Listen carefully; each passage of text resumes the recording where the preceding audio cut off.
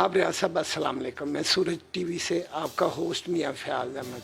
हम आज आपके बारे में बात करेंगे। आपने दुनिया का तेज़ तरीन बॉल वाटसन को किया, जिसकी गूंज सालों तक गूंजती रहेगी और हिस्ट्री को अल्लाह ताला भी चेंज नहीं करते।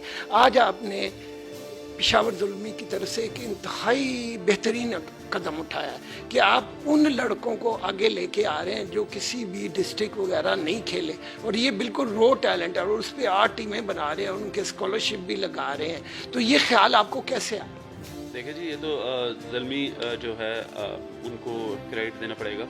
ज़ल्मी की टीम को, जावेद आफरीदी और मोहम्मद अकरम वगैरह को, कि जिनका ये इनिशिएटिव है कि जो लड़के क्लब क्रिकेट या रीजन या डिस्ट्रिक्ट क्रिकेट नहीं खेल पा रहे, उनमें से उन टैलेंट को फाइंड किया जाए और उसके बाद जो है उनको एक ऐसा प्लेटफॉर्म मुहैया किया जाए जिसके बाद खेल के वो अपने आप को अपनी परफॉर्मेंसेस से जो है वो सिलेक्टर्स की आई कैचिंग जो है वो आई कैच जो है वो कर सकें, ताकि उनको मौका मिले अंडर 19, अंडर 16 इंटर डिस्ट्रिक्ट वगैरह में।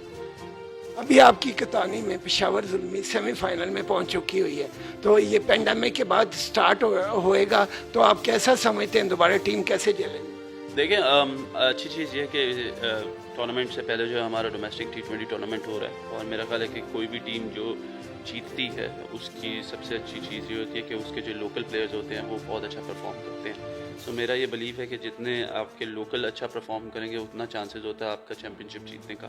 सो क्योंकि अभी T20 टूर्नामेंट हो रहा है, उसमें हर लड़का जब वो खेल रहा होगा अपने टीम से, अपने स्टेट से, तो मेरा ख्याल है कि उसकी वजह से बहुत ज़्यादा फ़ायदा होगा हम लोगों को। और एक पॉजिटिव क्वेश्चन है कि 2 महीने से आप इंग्लैंड में थे, पाकिस्तान टीम के साथ थे, और आपने आखिरी मैच में पाकिस्तान को बॉलिंग करके मैच जिताया। वो कैसा फील हुआ आपको? जी बस अल्लाह का शुक्र है, अल्लाह ताला ने अपना करम किया। और ये जो आप बेहतरीन काविशें कर रहे हैं, इतने शहरों में जा रहे हैं, आप इसके लिए मुबारकबाद के मुस्तहिक हैं, और हम आपको गुड लक करते हैं, और हम चाहेंगे आप सूरज टीवी के लिए भी कुछ अल्फाज कहें। जी, आप लोगों को ऑल द वेरी बेस्ट, और हम सबको दुआओं में याद रखें। Okay, thank you very much, so nice of you.